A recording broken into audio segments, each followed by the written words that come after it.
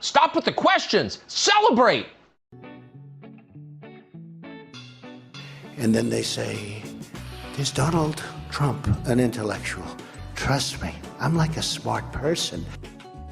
Yosemite's one of the wettest we've ever seen from the standpoint of water. Mike Lindell's a conspiracy. But you haven't. Person, woman, man, camera, TV. They said nobody gets it in order. It's actually not that easy, but for me it was easy. Amazing. He can't sit down. He's got a burning in his butthole. He's got a fire. He's got a flame coming out of his butthole. Big, massive dumps. Oh, I have a term for that. I call it corporate communism. Somebody sent me a thing this morning where they're talking about putting the vaccine into salad dressing. You see, this is a simple meme that you would find on the internet, but this meme is very real. You ain't seen nothing yet until you see the flaming butthole. Putting us on our knees to China. Now witness the firepower of this fully armed and operational battle station. It's like a Sharknado, except with poop.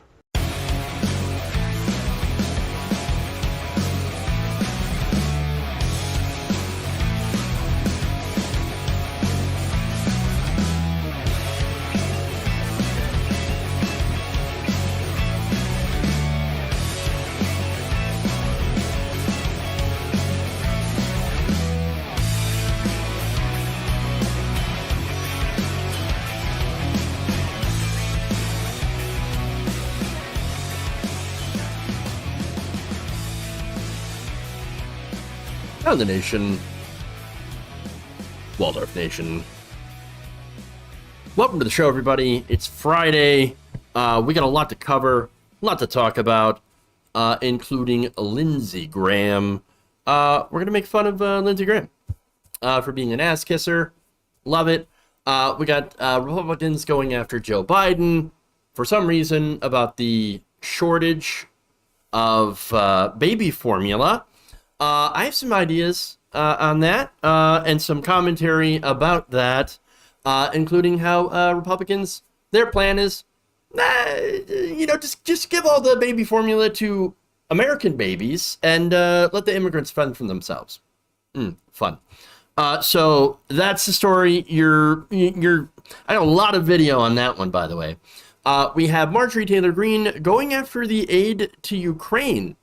So that's the $40 billion aid package to Ukraine. But I've got some hypocrisy on that we're going to talk about. We have Florida being racist again, or at least a teacher in Florida. Not the entire state, of course, but you do have a school district in Florida that is, that might be sued for some racism. All right, so we've got that. And finally, we have some pretty disturbing video from the funeral of a slain Palestinian-American journalist. Really, really, really disturbing video on that of Israeli soldiers and police attacking a funeral. Oof. So that's rough. We're going to get to that. Yikes. All right. So, that said, why don't we dive into it? Before we do, please like and share the stream. Of course, very important that you do so. Helps us out. All right, that said, let's go to Lindsey Graham and make fun of him.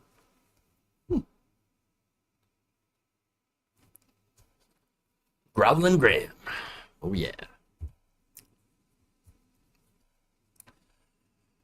Recently, Lindsey Graham had was presented with some audio of things that he had told a reporter.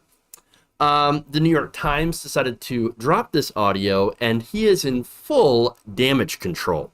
In fact, CNN aired this audio of Lindsey Graham speaking to a reporter, Jonathan Martin. Now, this is right after the Capitol riot. That was at the time where Lindsey Graham was very, very concerned, likely because, he was kind of worried about the mob. Just saying. a little concerned. So now let's show or let you listen to that audio first, and then we'll break it down. We'll actually come out of this thing stronger. Moments like this reset. It'll take a while. People have calmed down.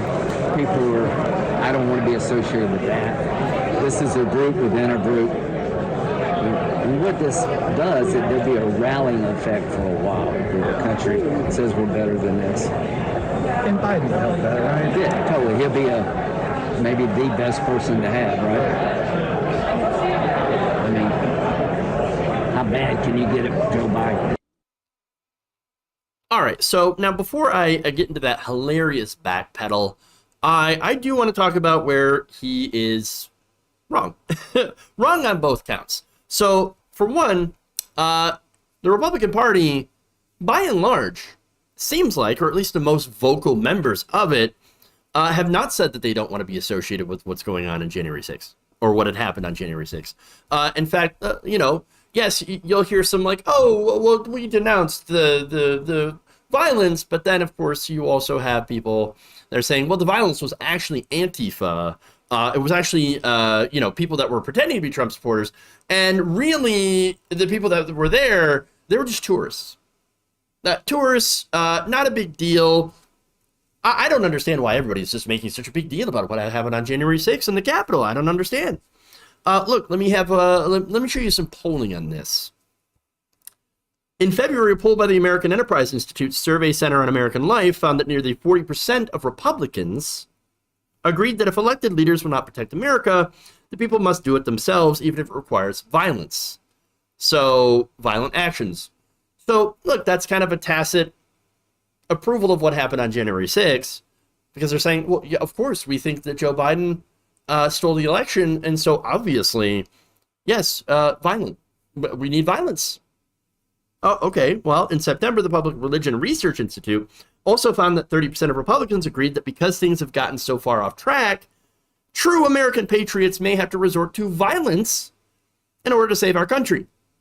In December, an AP NORC poll found that majorities of Democrats and independents called the events of January 6th either extremely or very violent. A plurality of Republicans surveyed, nearly 40%, however, 40% did also describe the events as either extremely or very violent, while 29%, about almost a third, rated the events of either not very violent or not violent at all. So you got nearly a third of Republicans that are like, what violence? What violence? No, what are you talking about? In fact, the RNC called the rally that turned into the violence legitimate political discourse. Interesting. So instead of Republicans saying we're better than this and doing what Lindsey Graham had said that they were going to do, they're saying, oh, no. Either it didn't happen, it wasn't us, or it wasn't that big of a deal. And basically, it depends on who you ask. It's a smattering of all three. And so now, that said, let me get to the other part. Joe Biden. So Lindsey Graham says, oh, Joe Biden, he's the right person for this, right? No, I don't agree at all. I think it was the wrong person for this. I would actually have preferred a very strong progressive who would push back, who would show actual strength in fighting against these people. But unfortunately, that's not what we have. And I'm arguing that Biden was never the right person for this moment. He has told his donors nothing will fundamentally change. That's really that's the only promise really that he has kept to his actual constituents. And I'm not talking about the people, I'm talking about the donors, the owner donors. Now, that said, let's add in the fact that Lindsey Graham was very excited. Oh, Joe Biden, yay, right? Well, Lindsey Graham, warmonger, corporatist, just an altogether pretty crappy guy. If you have the endorsement of people like Lindsey Graham, even if it is in private, well, that says something, right? That says they didn't really expect Biden to do much change. Again, he knew, as I suspected a lot of these establishment Republicans also knew that under Joe Biden, corporate rule would continue, and everything would be pretty much status quo. Defense contractors, some of Lindsey Graham's favorite people, would continue to get more and more money every year. And of course, what happened? They keep getting more and more money. Corporate rule, unabated. And without the insanity of Donald Trump. So it's kind of a win-win on that part as well. Now, that said, Lindsey Graham obviously changed his tune because at the end of the day, Lindsey Graham's a coward. And so he sees what the poll numbers are. He sees that Donald Trump still is in firm control of the party. And so with that, his lips firmly go on Donald Trump's ass once again. And so let's go to where he apologizes to Jesse Waters for these statements that he had made. I was wrong. You know, I've known Joe for 30 years. He's a nice guy, but he's been a disaster as president. You know, this was literally happening on the day of January the 6th, and I was hoping that President Biden could bring us together. Common sense tells you want the president to be successful. But not only has he failed to bring us together, he has made us less safe. He's ruined our economy. All the bad guys are moving around the world. They didn't do this on Trump's watch because they're afraid of him. Nobody fears Joe Biden abroad, and at home his policies are failing. All right, so look, this is why politicians are despised in Washington. Again, you had the private statements on January 6th when he might have thought that his life was in danger. And now you have the public statement. Well, I was wrong. Oh, yeah, of course, I was wrong. Yeah. No, they don't actually believe in anything that they're saying. They have no core principles. And the reason that I say that, too, is because what policies of Joe Biden's are failing? He hasn't really done a whole lot. A bipartisan infrastructure bill and some COVID relief. That's it. Again, Republicans have made sure that Joe Biden and Congress, as well, of course, as establishment corporate Democrats like Joe Manchin and Kyrsten Sinema, have ensured that none of Joe Biden's agenda actually could get through. So there's actually very little that Biden has done. So you can't say, oh, his agenda, his policies are failing, when he hasn't actually really done a whole lot of policy, you see. But this is Lindsey Graham going and kissing Trump's ass again and again, as he usually does. And really, it's so that he can get the insane voters who support Trump in the Republican Party to support him. And so, look, just like Kevin McCarthy and all the other ghouls that are publicly now supporting Trump or defending Trump and all of that stuff, look, they're all doing the same thing. They're not going to criticize him, at least all that strongly. And at the end of the day, are going to support him, even though that he and Steve Bannon, Peter Navarro, John Eastman, and many others had tried to end our democracy. But again, it doesn't matter, because what Lindsey Graham is attracted to the most is power. He's always going to gravitate toward power. He is essentially a vulture, a hanger-on, and we should be widely mocked for it. So, all right.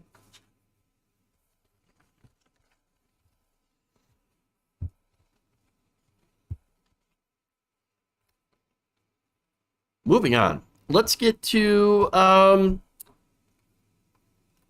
Republicans versus immigrants, of course.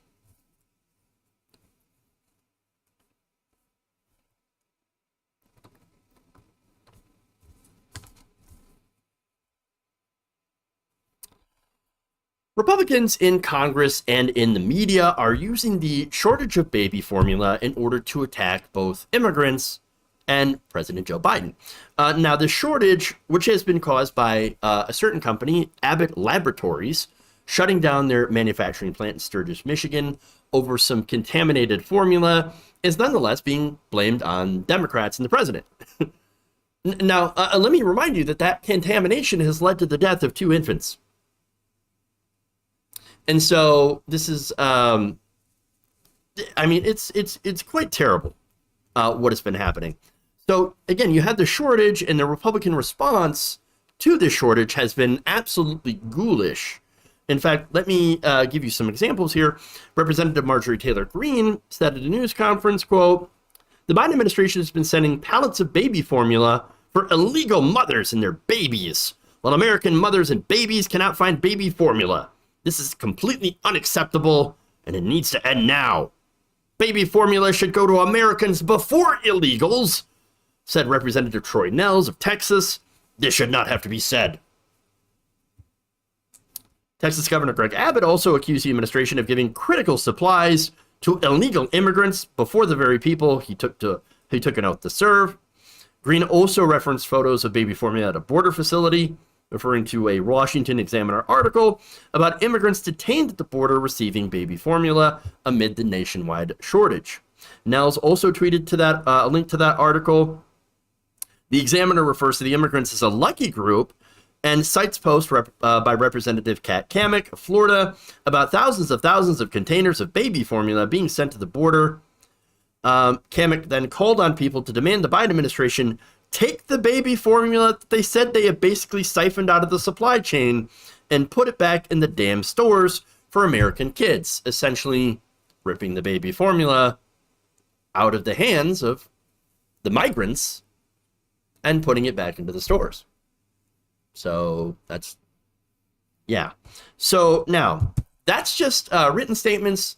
Now I've got video here. This is a little bit of a supercut that I put together of the response here from some of the different cable news pundits on Fox, talking about taking that, taking the formula back for Americans. Why are we feeding illegal babies ahead of American babies? Why can illegals get baby formula from border agents, but we can't get it at Walgreens? Does any of this make sense? Once they get here, the Biden administration will give them food supplies that you can't buy. And those would include baby formula. But it points to what a total dumpster fire the Biden administration truly is. Look, the Biden administration is responsible for this formula shortage. And you show empty shelves where baby formula is supposed to be, and they're all empty. So so we don't have any, but illegal immigrants are getting a top priority. Illegals pouring across and being flown all across America, crowding our schools, spreading illness and disease, working for under-market pay. Democrats just don't care. So American families, there's a shortage, but if you're a migrant, don't worry because Uncle Sam has a stash of that. All right, so look, they're almost giddy about this. Like, I'm. Why are we giving it to the illegals? Why are we giving this formula to the illegals? We should give it to the Americans. We should give it to American babies. Now, here's the thing: this is your pro-life party, right? It's the same party that is now demanding that women be stripped of their rights to have an abortion before fetal viability. The same party that is against certain forms of birth control, IUD, as well as Plan B, and also the same party who is against government regulation that might have actually prevented something like this from happening in the first place. That company, along with controls about 80% of the market. That one company alone, Abbott, controls 43% of the market, almost half. They produce the top brands. Now, I think that they should be broken up. Something this important should not be controlled by so few manufacturers. But that's not the big reason that there's a shortage. No, the big reason, of course, is corporate greed. A whistleblower who worked at the Sturgis, Michigan site that was shut down by the FDA over the contamination actually sent a detailed complaint to the FDA months ago before this even started. In 2020, the complaint says management had become aware of potential bacterial contamination of this formula. Subsequent FDA testing found Chronobacter bacteria on equipment in the plant, and inspection reports obtained by CNN through a U.S. Freedom of Information Act request revealed numerous deficiencies at the facility. In a preliminary assessment, the FDA determined that Abbott did not take steps to prevent products from becoming contaminated during the manufacturing. And it was specifically, of course, the machines used in the drying process. So, you know why they didn't fix these machines? Because they decided to use the money to buy back their own stock. Yep. Over $5 billion in stock buybacks. And that, of course, they do that to increase shareholder profits. And this is at a time that executives knew that they were shipping out possibly contaminated formula. Formula, of course, they didn't even test. They didn't test it to ensure that they were not contaminated. And by the way, that whistleblower also claims that he saw reports that were falsified in many occasions in order to trick FDA inspectors. So, come on. None of this has anything to do with the Biden administration itself. Joe Biden didn't do that. No, this is corporate corruption. It's corporate greed. Immigrants didn't do this. To use this situation to attack immigrants is disgusting. Just disgusting. To say that, oh, no, we need to put American babies first and screw the immigrant babies, let them starve, that's gross. I don't think any baby should have to starve in this country. We shouldn't. Look, if they diverted the pallets of formula, like the Republicans were asking for, back to the stores, taking them out of those detention facilities, right, and putting them back in the stores, you know what would happen to migrants in custody? It's not like they can go and leave and go and find some supplies somewhere else, go to the store. No, they're literally locked in there. They have to have those supplies there, or else they don't have food. And some of the babies will die. They will starve. When it comes to some of these right-wingers, though, they only seem to believe that American babies, read white babies, are worthy of food. I think all babies are worthy of food. I think there are ways to help alleviate that shortage. Right now, the FDA is relaxing some of the import rules for baby formula from the EU. What's funny about that, too, is that because of the near monopoly status that they have. I mean, when you control nearly half of the markets as one company, that's a pretty near monopoly, right? And, you can collude with other suppliers in order to keep baby formula very, very expensive. They have so much control over the system because of money and politics, because of greed, because of corruption, that they were able to lobby about labeling.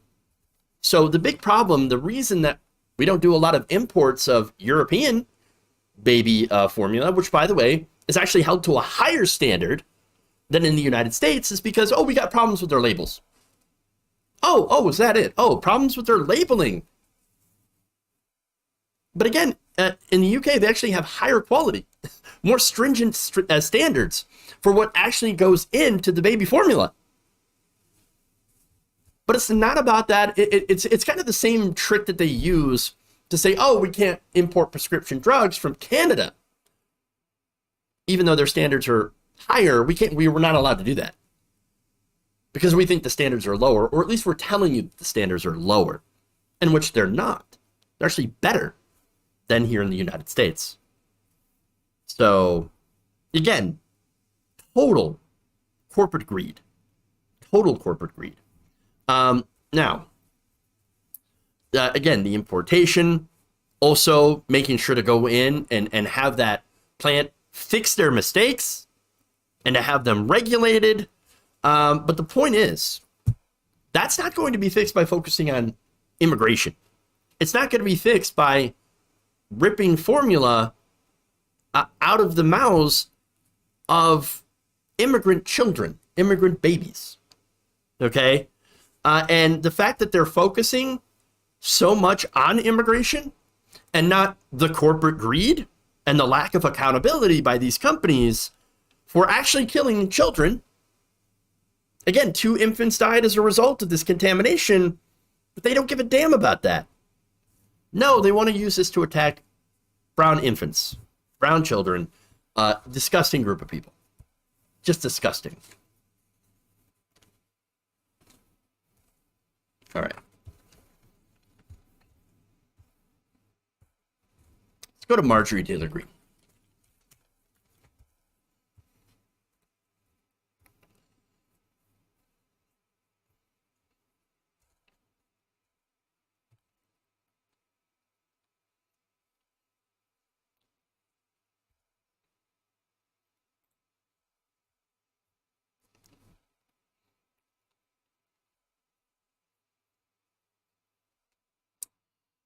Representative Marjorie Taylor Green is not in favor of sending money to Ukraine. Well, that's kind of interesting, right? Look, I've been critical of sending, not necessarily to Ukraine, but sending weapons to other countries. A lot of leftists hold that same position as well. However, actually, before I get to that, I want to show you a video here. She was speaking with a Washington Post reporter who asked her this question about her votes on Ukraine aid. Take a look. For those of you on the Republican side who've been opposing a lot of the Ukraine or Ukraine-related type of bills, I think there have been about 16 of them in the last few months. I think you voted against 15. You voted against a lot of them. So, in general, sort of, how do you decide how you're going to vote on those bills? Do you have an overall position and view on the war and what we should be doing or not doing? I think it's terrible. I feel very sorry for the Ukrainian people, but I was elected to represent my district in Georgia for the United States of America. And right now our country's in crisis. Our border is out of control. Human trafficking, fentanyl, we have inflation out of control, gas prices out of control. I mean, it's baby formula. People cannot find baby formula with such a shortage. But our Congress is going to send $40 billion to some other country if they're doing, you know what we did today? We named post offices. So no, when this Congress wants to care about America and our people and do something with our people's tax dollars for our country and do the right things, then we can talk about other countries, but it's ridiculous. Yeah, hey, you know what? It is ridiculous that we're not using our own tax dollars to help the American people. And she might be onto something, actually. Now, of course, some of the other stuff that she mentions, look, she talked about the invasion at our border, inflation, and a shortage of baby formula. Well, at least two of those things are actually real, so congratulations, you're 2/3 tuned into reality. Now, look, inflation, of course, driven by corporate greed. Again, numerous studies. If you don't even have to do a study. You can just look at profit margins that have exploded. See, you do have inflation because the cost of prices, things, materials to make goods, stuff like that, have increased. No doubt about that, right? The fact that these companies have gigantic profit margins, even after accounting for that increase in material costs, well, it shows you that they have raised their prices far beyond what it takes to manufacture and still get the same amount of profits that they had before. So that is definite corporate greed. Now, as far as the baby formula shortage, look, a whistleblower detailed how the company Abbott Laboratories refused to spend any money to fix their broken equipment, causing shipments of baby formula to actually be contaminated with Coronabacter bacteria. So they were shut down by the FDA. Instead of fixing that, they spent $5 billion on stock buybacks to increase shareholder profits. Corporate greed. Pure and simple. Now, is Marjorie Taylor Green doing anything against corporate greed? Not that I've noticed. I haven't seen anything. Instead, she seems to be doing what all the Republicans in Congress do, blame everything on Joe Biden and immigrants, essentially. I mean, do you guys know how much goes out in foreign aid in a typical year? And I understand that this is not a typical year. But normally it's about less than 1% of the federal budget. So again, we ramped that up in giving aid to Ukraine to help them fight off the Russians. I get it. Now, still, the amount of foreign aid that normally is given out is actually, look, I would say it's fairly less than what we give out in corporate welfare every year in the form of tax breaks and subsidies. Well, I shouldn't say tax breaks, more like tax credits. So, again, not to mention how much we actually spend on the military, which a lot of it goes right into the defense contractor pockets. It's over $700 billion each year. Now, it's kind of weird how Republicans rail against the foreign aid, right? Which, and again, it's a very small amount of the budget.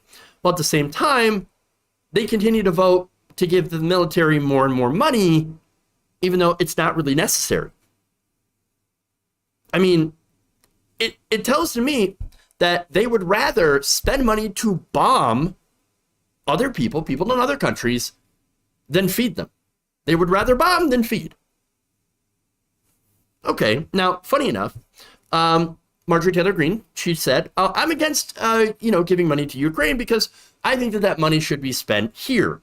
Well, look, I'm all about increasing domestic spending. I'm all about helping using tax dollars to help the average American person, the average worker. So now you would think then that if you held that position, then you might be in favor of renewing the child tax credit. Very, very popular, especially in red states.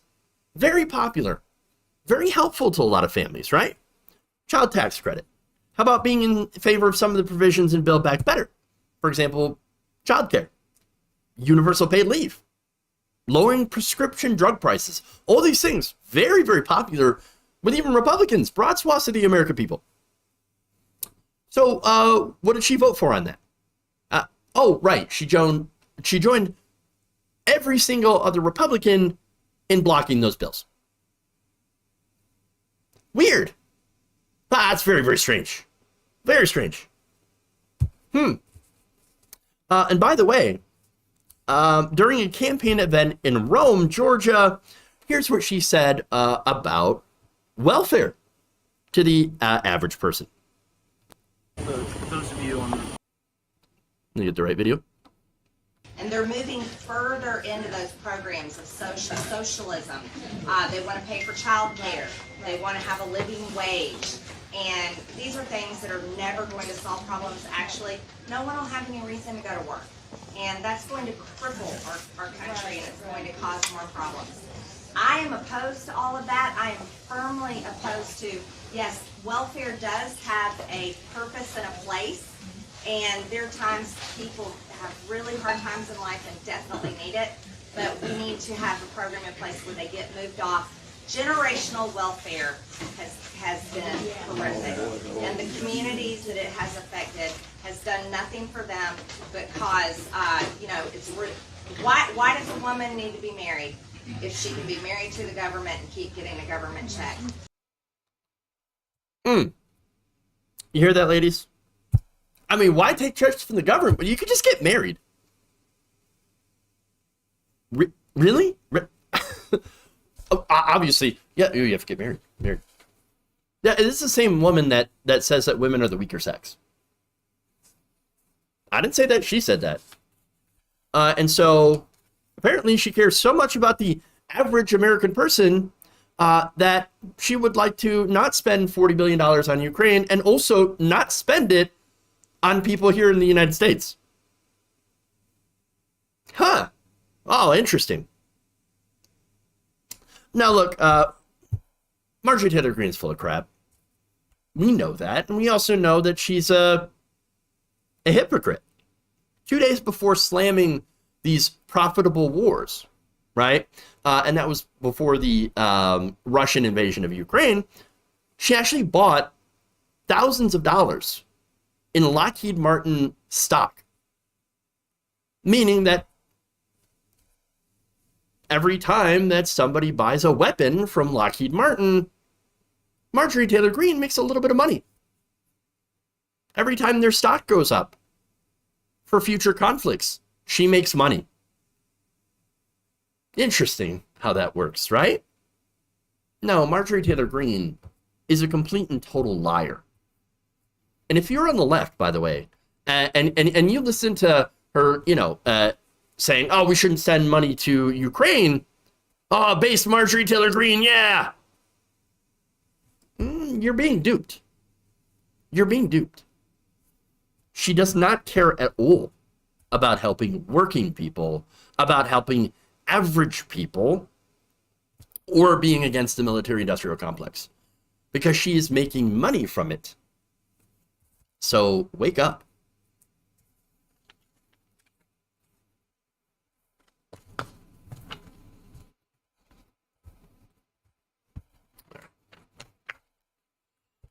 Marjorie is tailored for the green. Interesting. It's a good one.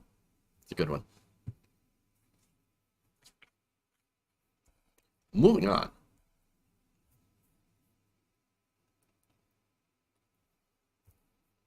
Switching gears. A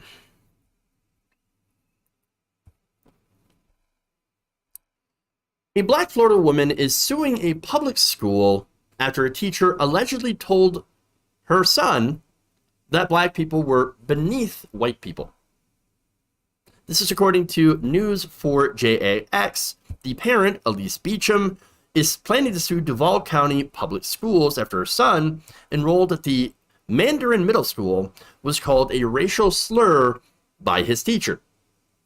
Beecham's lawsuit alleges that a pattern of racist abuse directed at her son, while also accusing family members of turning a blind eye and even exacerbating the problem. One such incident occurred when the son had complained about to the teacher about another student, calling him a racial slur. The teacher told Beecham's son that he gets mad when someone calls him an N-word, but he thinks he can say it about himself, the complaint alleges. Beecham's son then asked the teacher how she would feel if somebody called her a cracker, and she responded by calling him the N-word and saying, "You don't have the privilege to call white people crackers because black people are beneath white people." Jesus Christ. Saying the C-word, totally fine. Sorry, not totally fine. Saying the N-word, totally fine. The C-word, you have crossed the line, son. You have crossed the line. And by the way, you also can't say gay. Can't talk about it. Nope. Can't talk about transgender people. Can't talk about any of that.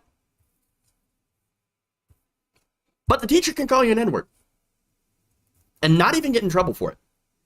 Not even get in trouble. So look, those two words, obviously not comparable at all. Look, you can call me that. I mean, all day long, call me a C-word. I don't care. That really doesn't have any weight.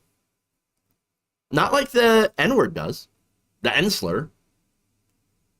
Now, Jasmine Rand, the attorney represented Beecham, tells News4JAX that 7 other students have submitted written statements backing up the claims of the teacher using that racist language in the classroom.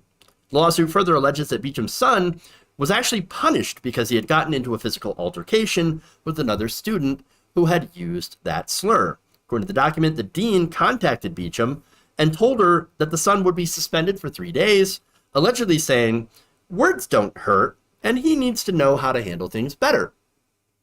The other student was also suspended. Well, at least there's that. But there was no formal investigation at that point. So, hey, don't worry, guys. In Florida, they'll just tell you words don't hurt. You know, unless you're the teacher and get called a cracker. So, look, this is what's going on. This is what's going on when you have racists. All of this is super ironic because, as I've reported before, Florida Republicans are trying to prohibit teachers from discussing any topic that might cause people to feel a little bit discomfort over race. And who are the people that feel uncomfortable in those conversations? Well, that would be racists. The only people feeling discomfort are racists, like this teacher. Now, I wonder who Florida Republicans are going to defend or are going to back. I mean, so far, I haven't really seen any kind of statements about this or any outrage from the right wing. So I don't know. That teacher should be fired, though. Again, and the reason is, if you literally believe that black people are inferior and you tell them, then you are a racist and you shouldn't be around children. You shouldn't be teaching children. But I think it's really funny too that this whole freak out on the right about teachers who are LGBT, right? Or they want to teach anti-racism. They're the ones being targeted in Florida, when in Florida and in many other states, you seem to have a problem with racism. Oh, we can't talk about that. We can't talk about racism. We can't read books about racism. We can't have a discussion on that because little Johnny might feel a little uncomfortable. It's not little Johnny. It's the parents of little Johnny that are a little uncomfortable over these conversations because little Johnny's parents might be racist. And again, in Florida, if you are gay and trans and you answer questions, maybe from your students, asking you, anything about that, if you answer them, you could be fired. So there it is. But again, you say the N-word, you call your student the N-word, and you tell them that he's literally inferior because of his race, and nothing happens. This teacher has not been fired.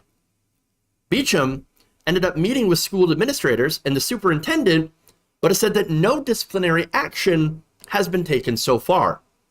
Her son was removed from that teacher's class per her request, setting him back on his education. A DCPS spokesperson, however, said this: the school and the district are aware of this allegation, but because it's a matter of potential future litigation, the district is not able to make any public comments regarding the claims. Can't talk about it. Can't talk about it. Pending litigation. Well, I'm guessing the litigation would go away if you do an investigation and then you fire the teacher. Because obviously that person should not be instructing students.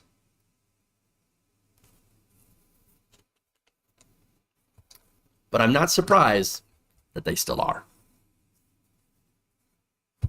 Keep it classy, Florida. Keep it real classy. All right. I'm blowing through these stories today.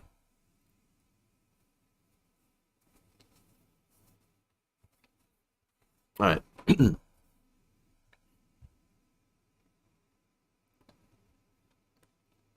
Here we go.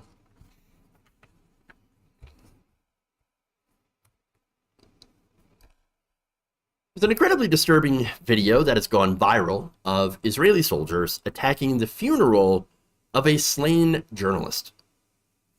So, video showing police officers in Jerusalem beating and kicking pallbearers carrying a coffin that contained the body of a journalist, Shireen Abu, I'm going to butcher her name, Akleh,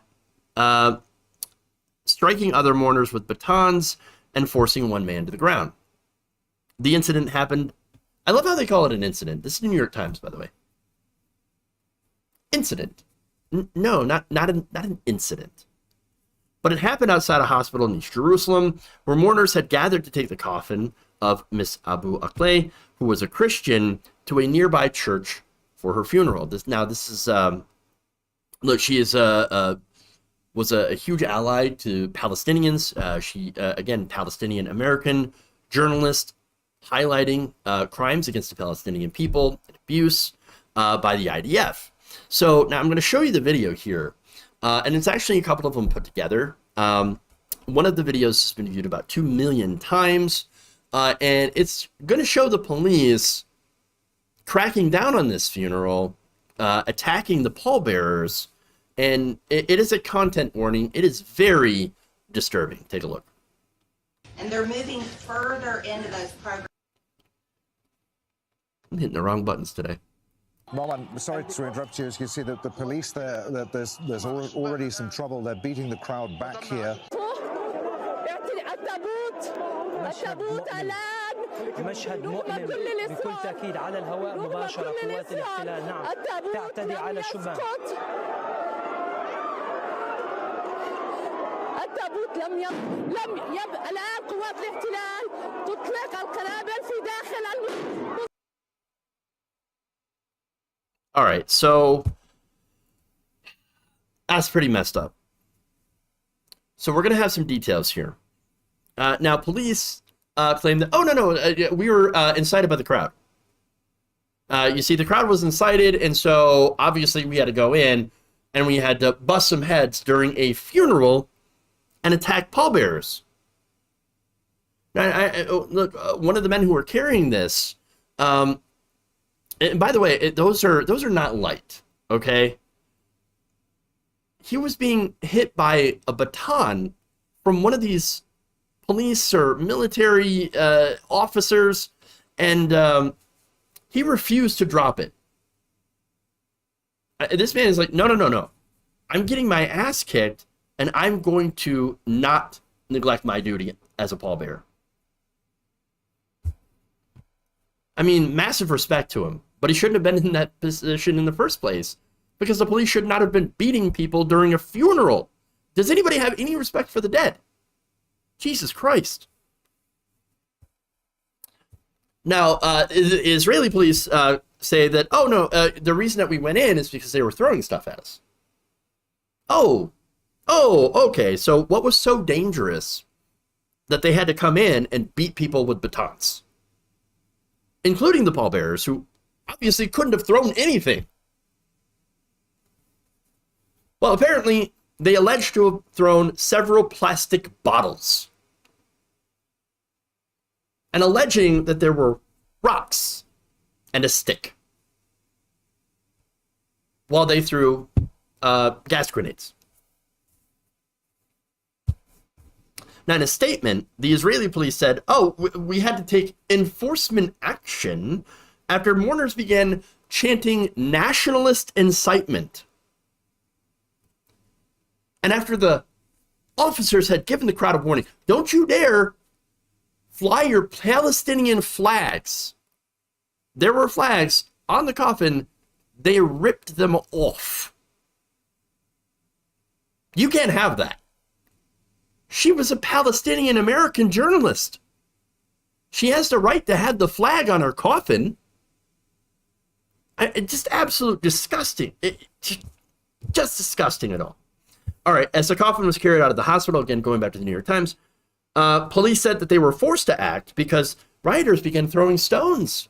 They were throwing stones, there were rocks. The police later distributed video showing an empty plastic bottle and two other bottle-shaped objects being thrown in the direction of the officers in the moments before they advanced in the pallbearers, and separate undated video showing several stones in the ground. There was no clear indication of when or how the stones had reached that spot. So, look, understand, again, this is information from the New York Times. For them even printing that, just that, probably scandalous.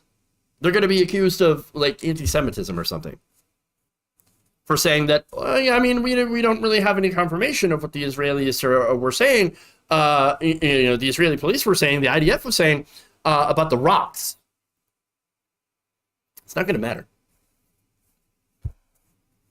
I mean, how much more brutal can you get? And by the way, this is the same journalist who was likely shot and killed by Israeli sniper fire during a recent raid. So not only did they possibly kill her, but then disrupt her funeral. As if that's not enough. We will brook no dissent. We will brook no dissent in here. How dare you fly any flags? The Israeli police warned her family about displaying flags and slogans at the funeral. Now, the UN is already investigating this. But you know who's probably not going to be swayed by this? the United States, who continues to send the IDF more and more money and defend everything that they do. Again, you even try to point out that, hey, maybe the Israeli state shouldn't be an apartheid state. Maybe they should actually treat Palestinians with respect. And maybe that would cut down on violence from the Palestinian side. Because, yes, the Palestinians every once in a while lob some missiles. I don't think that's the right thing to do. But then there's a massively disproportionate response from the IDF, who, by the way, puts them in the position of where they cannot even argue for statehood. They can't even go to the UN and say, we would like a home of our own. We would like a state, that is treated equally, that is a neighbor, so we can basically govern ourselves. Can't do that. We're not allowed to do that. We're not allowed to go and use peaceful means to negotiate for our own place, and are segregated and are treated very poorly in these areas. It's essentially an open-air prison. I mean, it's just disgusting what's going on. Absolutely disgusting. I think it's completely indefensible what the Israelis are doing in this case. What the Israeli government is doing, by the way. There's a lot of Israeli Jews, American Jews, that are against this, that are against what's happening to the Palestinian people. And yet, there are people that, of course, will go and label anybody who calls us out as anti-Semitic. No, criticizing the government of a country that seems to be doing, and in my opinion, is doing apartheid, an illegal occupation, that's not anti-Semitism, that's fact. And it's not an indictment of all Jewish people or the Jewish religion or anything like that. No, it's calling out an injustice that is happening. And if the same thing were happening to the Jewish people, I would be speaking out in favor of them as well. So it's just absolutely disgusting what's going on. Attacking a funeral. This is outrageous. Absolutely outrageous.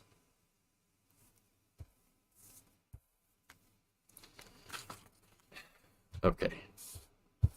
Jesus. Well, that's really all I have today. Let's see. Might have something else.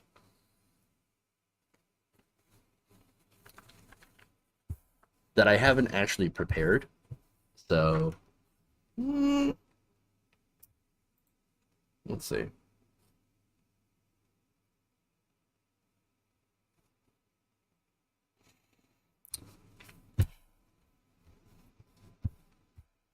Now let's wrap it up for today, for this week. All right, so let's go to some super chats if there are any, as well as Twitch. Roar Sarah Beth, thank you for the 100 bits. Appreciate that. Really appreciate that. Let's see.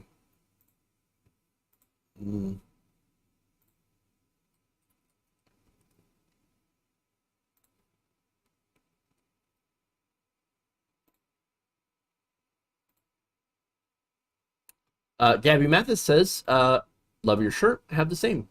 Thank you. I appreciate that. Did I see that Katie Porter is going after Trump for quid pro quo? I'll have to check that out. Katie Porter is she's doing some good work. I like what she's doing. It's good stuff. Oh, Jared Kushner apparently fixed all this, so it didn't actually happen. What violence in the Middle East? No. Jared Kushner fixed that. Right. Fun times. Let's see. I suppose I could answer some questions if you'd like. For a couple minutes. Couple of viewer questions.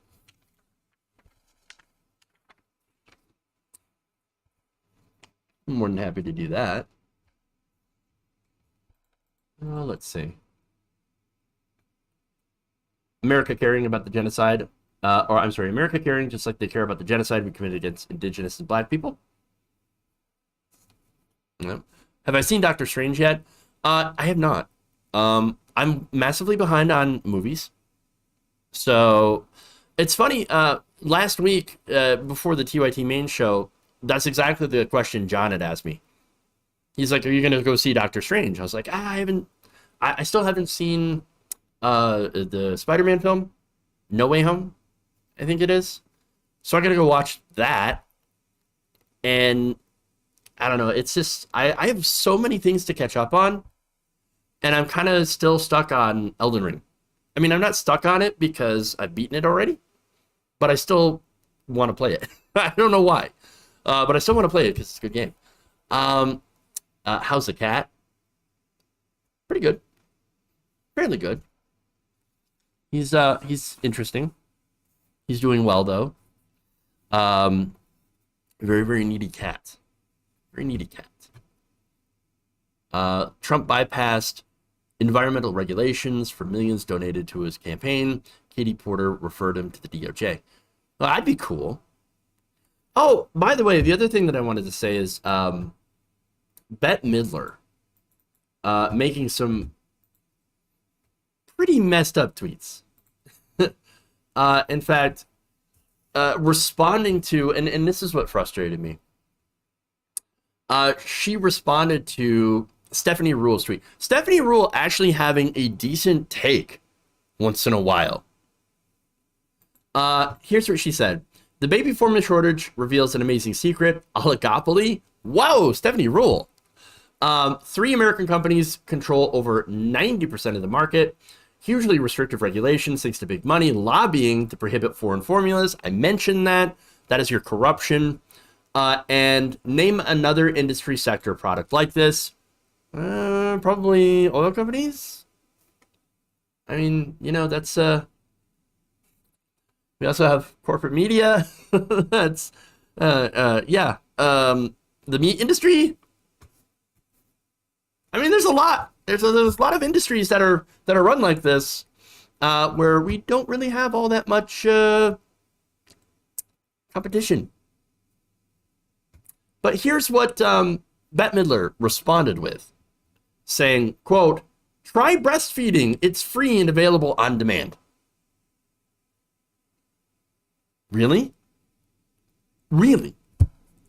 What about the people who can't?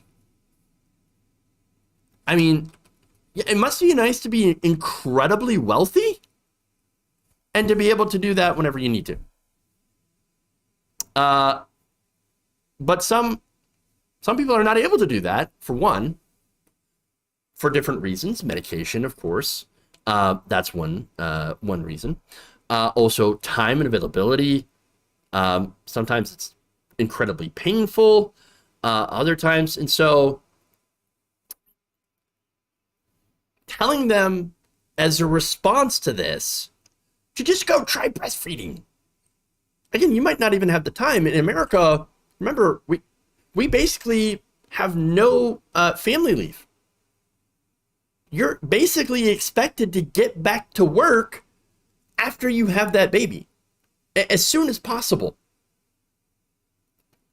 And again, for the people who are lucky enough to be able to do that, that's fine. I mean, it's recommended that you know, that if you're able to breastfeed, and that's totally fine. But maybe we should have policies that make that feasible, a feasible way to do that if you're able to. They don't. The United States is probably one of the worst places in the developed world to have a family. We have some very unfamily friendly policy that is set up. Again, we don't offer paid leave. We don't offer paid affordable childcare. Be able to take care of your kids. Health insurance. People don't have health care. We're one of the only countries where it actually costs a lot of people a lot of money just to give birth. That's really messed up. So, but just tell people, try breastfeeding. It'll be fine. It's free and on demand. This ain't it, Chief. This ain't it. It's the worst. Let's see. Wouldn't most, if they're able to do so anyways? Who wants to pay for that? Which they don't have to, except a lot of people have to for many reasons. Yeah. Oh, yeah, yeah. Yep. You know what? Woozle 1967, that's a perfect comment here. It's basically the let them eat cake argument. Well, they have cake. Why don't they just eat it if they're hungry? It's free and on demand. Trump's part of the baby formula problem. He dismantled parts of the FDA, CPA, and EPA for slight oversight. Just gone. Not every mom can breastfeed. I didn't like that due to thyroid issues. Yeah, some good points. Some pretty good points as well. And I mentioned the lack of regulation and enforcement as well. And by the way, the company themselves, they actually did everything they could to evade, since they already knew about this, to trick the FDA.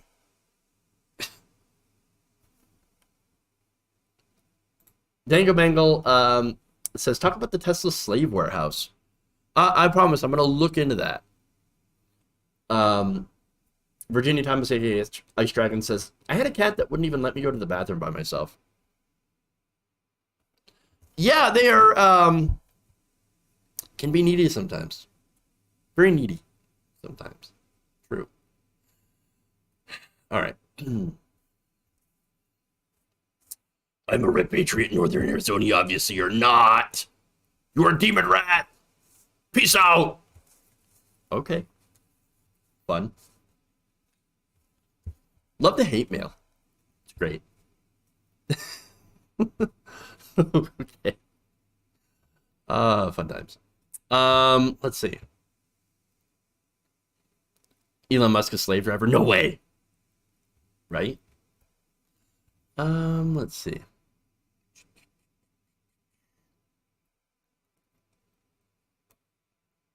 It's affected people on specialized nutrition. Let's see.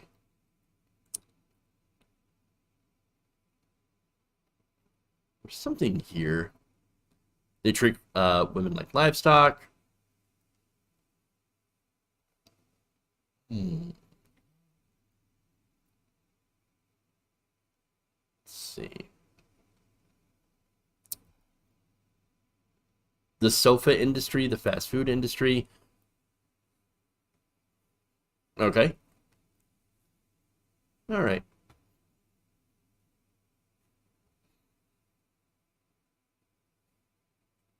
I'm just looking at comments here.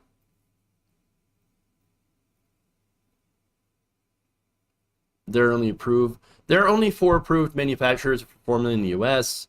Ireland will be sending a shipment as soon as possible. Yeah, we should not have to do that. It's weird. Oh, here's one comment. Oh, let's go, Brandon. Why don't you just say fuck Joe Biden? I think you'll find that a lot of our audience agrees with you. I mean, seriously. Like, if you want to say fuck Joe Biden, fuck Joe Biden. I would agree with that. I'm not exactly a fan here of him. But I will also add fuck Donald Trump. Because they all are fairly awful. Obviously, of course, not the same levels of awful, but awful. Certainly to the right of me on many issues. I do love how there are conservatives who are like, oh, Joe, the left loves Joe Biden. The left, they think Joe Biden is the most amazing president ever. But no, we don't. Like, that's super weird. And it's super, like, it's projection. Because they actually believe that for their president, Donald Trump. Or their preferred president. No, we don't think that way. No. Look, Joe Biden was a shit sandwich. But we preferred Joe Biden to rat poison. What are you going to do? You got a shit sandwich versus rat poison. One is definitely going to kill you. Or very much more likely. And so, yeah, well, I guess we'll go with the shit sandwich. Do I shave my head every day, and what kind of razor? I do. Well, I generally try to shave every couple of days, actually. And I just use an electric razor. That's about it. I don't really use anything else, just electric razor. There's actually ones that you can find that are specifically for shaving your head. It's always so smooth. No, but it's not though. It's actually not. I believe Biden is doing more than Trump ever did for Americans. Republicans weren't blocking everything. He could do more. Look, I'm a lot more skeptical because politicians at the end of the day are politicians. And I still think, are there some things that would, that Biden would have done, like a watered down version of Build Back Better? Yeah. Yeah. Look, they would have been, in my opinion, more half measures, but it would have been better than nothing. But remember, it's not really the Republicans that were blocking a lot of Biden's agenda.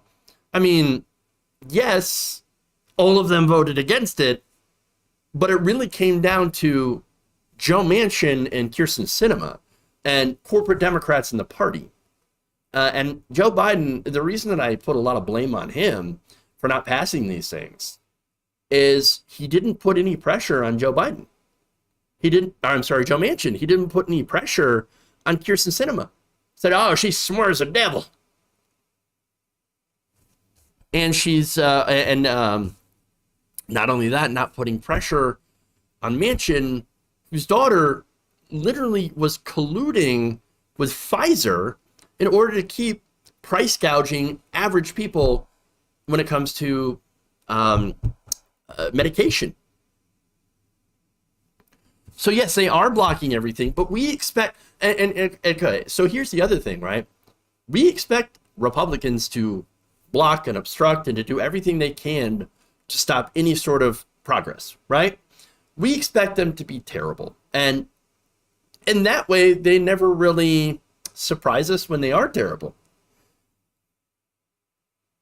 But Democrats, they're supposed to be better, but they are not. And they are allowing people through either feckless incompetence or, as some would put, maybe they're controlled opposition, allowing policies that are popular with the American people, but not popular with corporate America, obviously, to not get implemented. Complicity, that's the word that I was looking for. And at the end of the day, I guess it doesn't really matter what the motivations are, or if they are incredibly incompetent, they're going to get punished at the polls for it. And that means Republicans getting reelected and them driving us further and further to the right. Steve Pelosi and Cuellar, that's a great example. Nancy Pelosi, the Democratic leadership, is supporting an anti-choice Democrat, Henry Cuellar, versus a progressive, Jessica Cisneros, who is, by the way, backing popular policy, whereas he is not backing popular policy.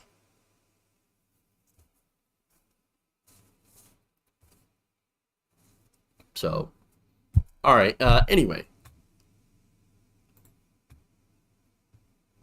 I really do have to go now. But thank you for being here. I really appreciate the super chats. We just think Joe is better than Trader Trump. Yeah, and it's sadly a low bar. I'll just end that. But I don't have a high bar for any politicians at this point because I don't believe politicians, they are not going to save us. Politicians will not save us. just voting blue and then going back to brunch is not going to save us. No, we have to organize our workplaces. We have to organize our communities and fight and have outside pressure on these politicians and these political systems to try to move the needle on policy.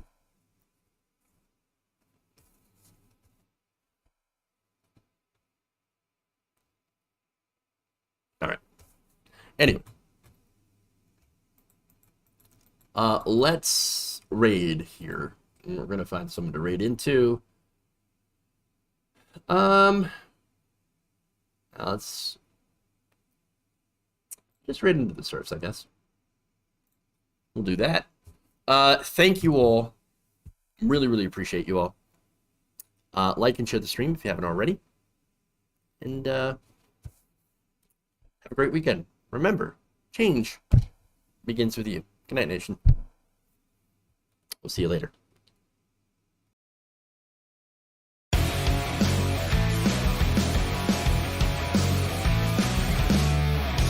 Big, massive dumps.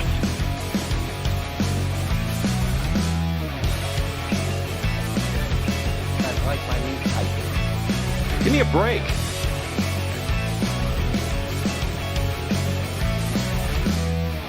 I got my meat.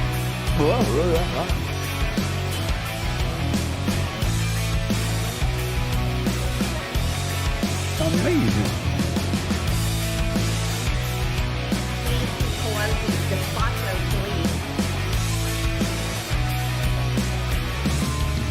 Sexual anarchy. Disappointed! You're kicking me out the door. You're kicking me out the door.